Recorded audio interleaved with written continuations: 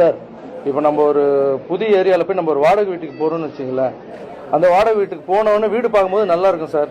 Owner key கொடுப்பாரு. வீட்டுக்குள்ளே போனால் தான் எங்கே பைப்பு சரியில்லை, எங்கே ஃபேன் சுற்றலை, எந்த இடத்துல வந்து பெயிண்ட் அடித்து கொட்டுதை, உள்ளே போன பிறகு தான் சார் தெரியும் நம்மளுக்கு. ஸோ அந்த மாதிரி ஒரு வீட்டுக்கு போகிறதுக்கே அப்படி இருக்குது. ரோட்டில் இருக்கிற தெருநாய் கூட நம்மளை பார்த்தா கத்தும், யார் இது புதால் வந்திருக்காங்க அப்படின்னு.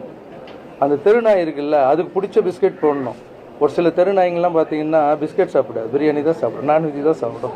அதுக்கு பிடிச்ச மாதிரி செஞ்சு அதை போட்டு அது நம்மளை கத்தாமல் பார்த்துணும். ஒரு நாய்க்கோ ஒரு வீட்டுக்கே இவ்வளோ ஆகுதுன்னா ஒரு நாட்டை கொடுத்துருக்கீங்க, கொஞ்சமாவது டைம் கொடுங்க, பாசிட்டிவாக திங்க் பண்ணுங்க. புதுசாக அரசு வேணும், மாற்றம் வேணும்னு கேட்குறீங்க.